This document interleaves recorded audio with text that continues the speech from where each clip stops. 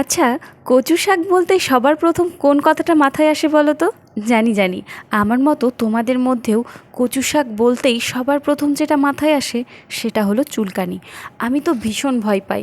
বাজার থেকে কচু শাক নিয়ে আসলেই আমার ভেতরটা ধুকধুক করে। এই বুঝি এবার হাত চুলকাবে। কাটতে তো হবেই, আর খেতে তো দুর্দান্ত লাগে। কিন্তু এই যে কাটার সময় হাত চুলকায়, এটার থেকে কি বাঁচা যায়? হাত তো চুলকালো, সেটা না হয় মেনে নিলাম, কিন্তু যদি গলা চুলকায় তখন কি হবে?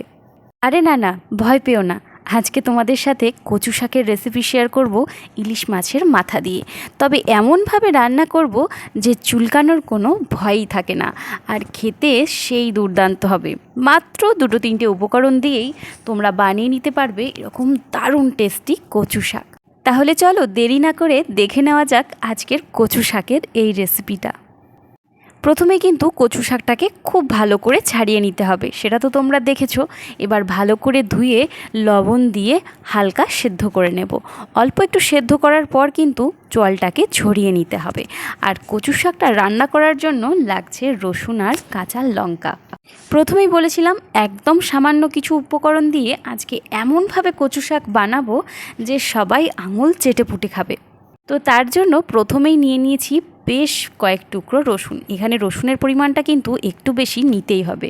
সাথে নিয়ে নিয়েছি বেশ খানিকটা কাঁচা লঙ্কা। আর এদিকে দেখো কচু শাক কেটে ধুয়ে আমি কিন্তু সেদ্ধ করতে বসিয়ে দিয়েছি। দেখতেই পাচ্ছ মোটামুটি যখন সেদ্ধ হয়ে আসবে তখন কিন্তু জলটা ঝরিয়ে নেব। তো জলটা আমি অন্য একটা পাত্রে ঝরাতে দিয়েছি, ততক্ষণ চলো ইলিশ মাছের মাথাগুলো ভেজে নিই। আচ্ছা, ইলিশ মাছ দিয়ে কোনো একটা স্পেশাল রেসিপি না হয় আবার তোমাদের সাথে অন্য কোনো দিন শেয়ার করব। আজকে চলো শুধু ইলিশ মাছের মাথাগুলোই ভেজে নিই। আচ্ছা, ইলিশ মাছের মাথাটা ভেজে উঠিয়ে নিলাম, আর তারপর ওর মধ্যে দিয়ে দিচ্ছি বেশ খানিকটা কাঁচা বাদাম। কাঁচা বাদামটাকে কিন্তু হালকা আঁচে ভালো করে ভেজে নিতে হবে। আর তার মধ্যে দিয়ে দেব কিন্তু রসুন। যে কটা রসুন আমি ছাড়িয়ে রেখেছিলাম গোটাই দিয়ে দিলাম। আর রসুনটাকে হালকা ভেজে নিয়ে দিয়ে দিলাম কাঁচা লঙ্কা। এই যে কাঁচা বাদাম, কাঁচা লঙ্কা আর কাঁচা রসুন ভাজার যে গন্ধ, সেটা কিন্তু এই কচু শাকটাকে দুর্দান্ত একটা স্বাদে নিয়ে যাবে। এবার সবগুলোকে ভালো করে ভাজার পর ওর মধ্যে দিয়ে দিলাম জল ঝরানো কচু শাক। আর তারপর লবণ আর হলুদ দিয়ে বেশ ভালো করে মিশিয়ে নেব। ওর মধ্যে দিয়ে দিয়েছি অল্প একটু গুঁড়ো লঙ্কা। তোমরা চাইলে কাঁচা লঙ্কা ব্যবহার করতেই পারো, তবে আমি সামান্য একটু গুঁড়ো লঙ্কা দিলাম, যাতে করে দেখতেও বেশ ভালো লাগে। এবার কচু শাকটাকে বেশ ভালো করে নাড়িয়ে চাড়িয়ে ওপর থেকে দিয়ে দিয়েছি ইলিশ মাছের মাথা। আর তারপর হাই ফ্লেমে ভালো করে নাড়াতে এরকম শুকনো বানিয়ে ফেলতে হবে। সবশেষে অবশ্যই দিয়ে দেবে সামান্য পরিমাণ চিনি।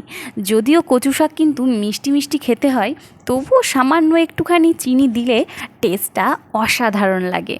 আর তারপর নাড়িয়ে চাড়িয়ে যখন এরকম একদম শুকনো হয়ে আসবে, তখন কিন্তু পুরোপুরি রেডি হয়ে যাবে আমাদের এই ইলিশ মাছের মাথা দিয়ে কচুর শাক। এবার বলো আজকের এই রেসিপিটা তোমাদের কেমন লাগলো, আর এই রেসিপিটা তোমরা কোথা থেকে দেখছো অবশ্যই কমেন্টে জানিও। আমার এই রেসিপিগুলো তোমাদের ভালো লাগলে এই চ্যানেলটাকে ফলো করতে ভুলো না।